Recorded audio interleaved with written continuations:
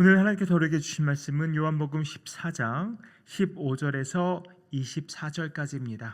요한복음 14장 15절에서 24절까지 찾으셔서 함께 교독하겠습니다. 제가 먼저 15절 봉독합니다. 너희가 나를 사랑하면 나의 계명을 지키리라. 내가 아버지께 구하겠으니 그가 또 다른 보혜사를 너희에게 주사 영원토록 너희와 함께 있게 하리니 그는 진리의 영이라. 세상은 능히 그를 받지 못하나니 이는 그를 보지도 못하고 알지도 못함이라. 그러나 너희는 그를 아나니 그는 너희와 함께 거하심이요 또 너희 속에 계시겠음이라. 내가 너희를 고아와 같이 버려두지 아니하고 너희에게로 오리라. 조금 있으면 세상은 다시 나를 보지 못할 것이로되 너희는 나를 보리니 이는 내가 살아있고 너희도 살아있겠음이라. 그날에는 내가 아버지 안에 너희가 내 안에 내가 너희 안에 있는 것을 너희가 알리라. 나의 계명을 지키는 자라야 나를 사랑하는 자니 나를 사랑하는 자는 내 아버지께 사랑을 받을 것이요 나도 그를 사랑하여 그에게 나를 나타내리라. 가룟이 아닌 유다가 이르되 주여 어찌하여 자기를 우리에게는 나타내시고 세상에는 아니하려 하시나이까.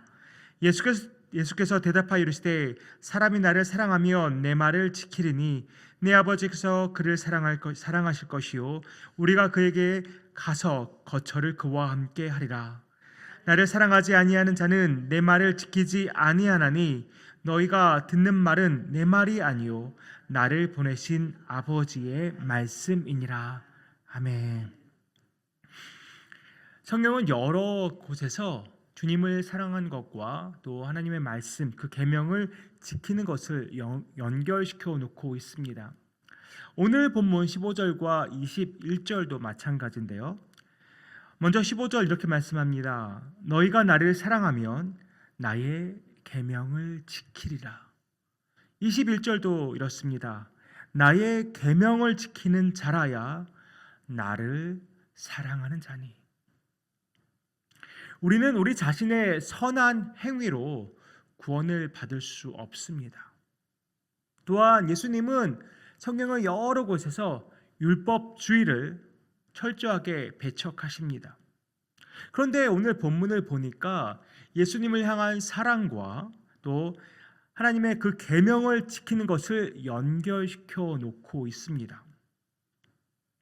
23절과 24절을 봐도 예수님을 사랑하는 사람은 예수님의 말씀에 순종하지만 예수님을 사랑하지 않는 사람은 순종하지 않는다고 말씀하고 있습니다. 그러니까 예수님 사랑, 또 말씀 순종, 계명 준수가 다 연결되어 있는 것입니다. 근데 중요한 것은 이 모든 것이 다 자연스럽게 연결되어 있다는 것입니다. 모두 억지로 하는 것처럼 보이지 않습니다. 어떻게 이것이 가능할까요? 이 질문에 대한 답은 바로 16절과 17절이 아닐까 싶습니다. 내가 아버지께 구하겠으니 그가 또 다른 보혜사를 너희에게 주사 영원토록 너희와 함께 있게 하리니 그는 진리의 영이라. 세상은 능히 그를 받지 못하나니 이는 그를 보지도 못하고 알지도 못함이라. 그러나 너희는 그를 아나니 그는 너희와 함께 거하심이요 또 너희 속에 계시겠음이라. 예수님께서 우리에게 허락하신 그 보혜사 성령님으로 인해서 이 일들이 가능하게 되는 것입니다. 그분은 진리의 영이라고 말합니다. 어떤 진리를 깨닫게 하시는 것일까요? 하나님께서 우리를 위해 하신 그 놀라운 일들을 깨달아 알게 하십니다. 예수 그리스도께서 우리를 위해 행하신 그 크고 놀라운 일들을 다 깨달아 알게 하십니다. 또 모든 성경은 성령의 감동으로, 하나님의 감동으로 된 것이 아닙니까? 그렇다면 저자 되신 성령 하나님께서 우리로 그 말씀을 깨닫게 하시고 이해하게 하신 것입니다. 우리가 하나님의 말씀을 이해하면 할수록, 깨달으면 깨달을수록 하나님이 행하신 일과 예수 그리스도께서 우리를 위해 행하신 일들을 알면 알수록 우리 안에 싹트고 자라나는 것이 무엇이겠습니까? 바로 주님을 향한 사랑인 것입니다. 진리를 바로 알면 율법주의가 우리 안에서 자라는 것이 아니라 오히려 사랑이 자라는 것입니다. 또 그 사랑이 커지면 커질수록 하나님의 말씀에 기꺼이 순종하게 되고 하나님의 그 계명을 지키는 것이 더 이상 부담스럽지 않게 되는 것입니다. 그러니 예수님을 사랑하는 자가 말씀에 순종하고 계명을 지킬 수가 있는 것이죠. 반대로 말하면 말씀에 순종하고 계명을 지키는 자가 바로 진정으로 주님을 사랑하는 자라는 말입니다. 주님 사랑합니다. 하나님 사랑합니다. 예수님 사랑합니다. 이렇게 주님에 대한 사랑을 입술로 고백하는 사람 참 많습니다. 또 주님을 향한 그 노래의 가사를 찬양으로 올려드리며 정말 감격의 눈물을 흘리는 사람도 참 많습니다. 그러나 주님을 사랑하기 때문에 주님을 사랑하기에 기꺼이 주님의 말씀에 순종하고 계명을 지키는 사람은 상대적으로 적습니다. 사랑과 순종이 별개일 수 없습니다. 사랑하는 것과 계명을 지키는 것을 따로 떼어놓고 생각할 수 없습니다. 물론 말처럼 쉬운 것은 아니죠. 그렇다고 불가능한 일도 아닙니다.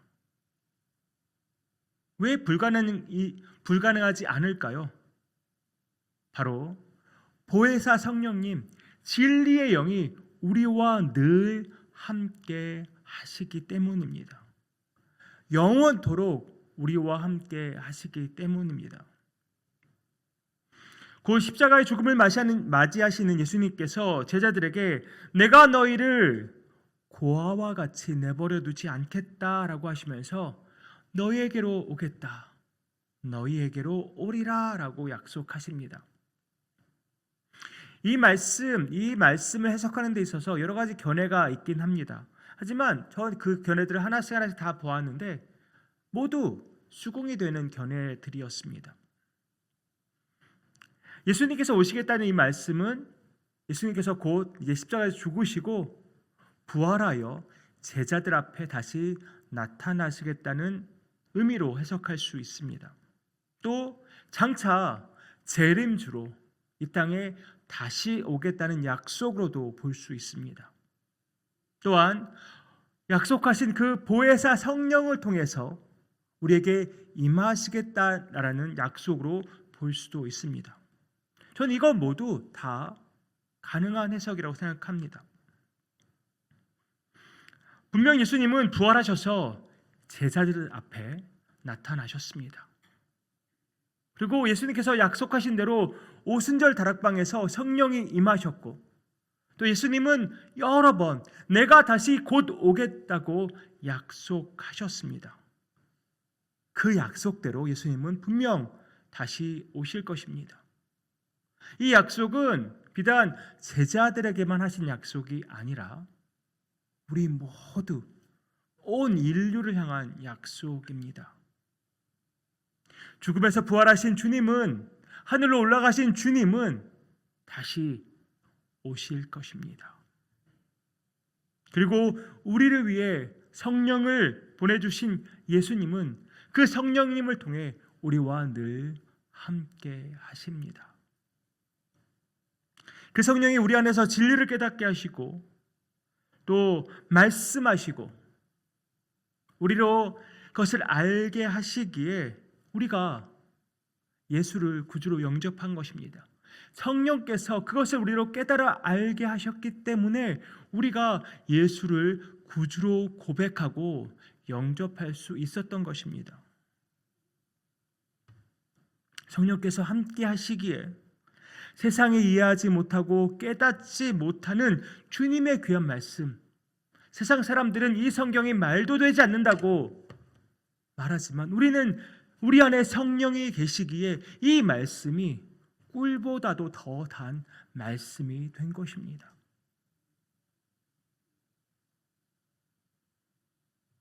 세상이 주님을 받아들이지 못하고 하나님의 말씀을 깨닫지 못하는 이유가 분명히 있습니다. 그것은 바로 그들 안에 성령이 계시지 않기 때문입니다. 우리도 이전에 그들과 별반 다를 게 없었죠. 그러나 주님의 은혜로, 하나님의 은혜로 사탄의 종이었고 죄의 종이었던 우리가 이제는 성령 안에서 그 은혜로 믿음으로 구원받아서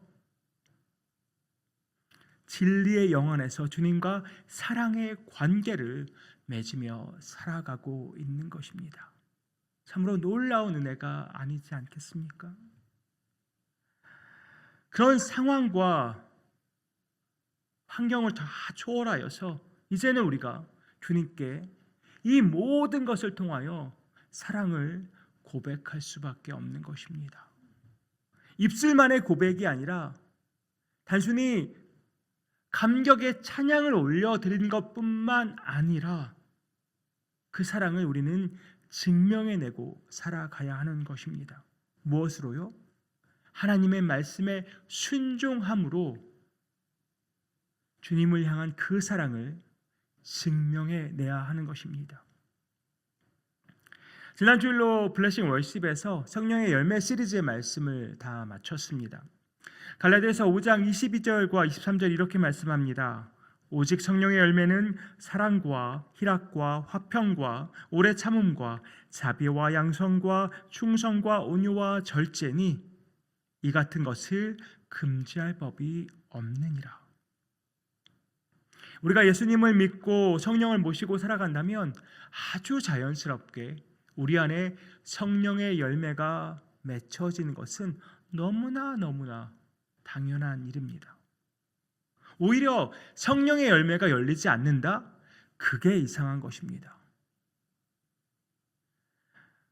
성령의 열매의 첫 번째 특성, 금방 말씀드린 것처럼 그것은 바로 사랑입니다. 누구를 향한 사랑일까요? 하나님을 향한 사랑이고 또한 이웃을 향한 사랑입니다. 우리 모두 우리와 늘 영원토록 함께 하시는 성령님을 모시고 살아간다면 성령님을 모시고 살아가는 티가 나야 합니다. 내 안에 성령님이 계시다는 티가 팍팍 나야 한다는 것입니다. 나를 살리려고 나의 죄를 위해 십자가에서 죽으신 예수님을 믿고 우리가 구원받았는데 예수님께서 보내신 그 진리의 영과 늘 동행하며 살아가고 있는데 사람들이 볼 때 저 사람이 예수님을 믿는 사람인지 아닌지 전혀 알 수가 없다. 그것이야말로 미스터리인 것이죠. 내 안에 성령이 계신데 사람들이 내 안에 성령이 계신지를 알지 못한다. 저 사람이 예수님 믿는 사람인지 전혀 알지 못한다. 그것은 정말 미스터리 중에 미스터리가 되는 것입니다. 예수님을 믿고 성령을 모시고 산다고 고백하면서 세상 사람들처럼 하나님을 사랑하지도 않고 하나님의 말씀에 순종하지도 않는다면 과연 지금 나는 누구를 사랑하고 있는가 확인해 볼 필요가 있습니다. 오스왈드 챔버스는 이렇게 말합니다. 만일 주님과 나의 관계가 사랑이라면 나는 조금도 주저하지 않고 주께서 말씀하신 것을 행할 것입니다. 뭐라고 말합니까? 만일 주님과 나의 관계가 사랑이라면 나는 조금도 주저하지 않고 주께서 말씀하신 것을 행할 것입니다. 만일 주저한다면 이는 내게 주님 외에 주님과 경쟁 상대인 다른 사랑의 대상이 있다는 뜻입니다. 그 다른 대상은 바로 나 자신입니다. 주님이 말씀하신 것을 행하려고 한 것을 내가 만약 주저하고 있다면 다른 경쟁 상대, 사랑에 대한 경쟁 상대가 있다는 것입니다. 그 경쟁 상대가 누구냐고 말하면 바로 나 자신인 거라고 말합니다. 나 자신을 사랑하기 때문에 주님을 사랑하지 못하고, 그렇기 때문에 그 주님의 말씀에 순종하지 못한다는 것입니다. 저와 여러분은 지금 누구를 사랑하고 있습니까?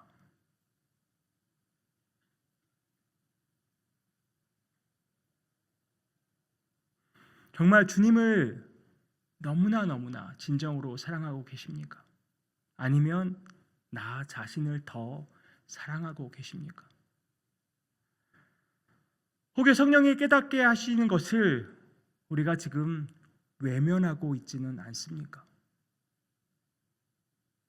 성령의 그 세밀한 음성, 그 세밀한 인도하심에 민감하게 반응할 수 있는 저와 여러분 되기를 간절히 소망합니다. 어느 누구보다, 나 자신보다 주님을 더욱더 사랑하는 저와 여러분 되기를 소망합니다. 우리가 사랑해야 할 대상, 나 자신이 아니라 주님이십니다. 우리가 사랑해야 할 대상, 세상 것들이 아닙니다. 우리 자신도 아닙니다. 오직 나를 위해 십자가에서 죽으신 예수 그리스도뿐입니다. 기도하겠습니다. 주께서 말씀하십니다. 나를 사랑하면 나의 계명을 지킨다고 말씀하십니다. 나의 계명을 지키는 자라야 나를 사랑하는 자라고 말씀하십니다. 이 말씀에 비춰볼 때 주님, 우리가 주님을 사랑하고 있습니까? 주님을 진정으로 사랑하고 있습니까? 우리의 부족함, 우리의 연약함, 우리의 악함을 주여 용서하여 주시옵소서. 주님을 사랑한다고 고백하지만 여전히 나를 더 사랑하고 세상을 더 사랑하고 주님의 말씀에 순종한 것을 거부하며 살아가는 우리의 이 악함을 주여 용서하여 주시옵소서. 우리 안에 계신 성령께서 더욱더 진리로 우리를 가득 채워 주셔서 성령 충만케 하여 주셔서 주님을 더욱더 사랑하게 하시고 주님의 말씀에 기꺼이 기쁨으로 순종하는 삶 날마다 살아갈 수 있도록 주님 함께하여 주시옵소서. 이 모든 말씀 예수님의 이름으로 기도하옵나이다. 아멘.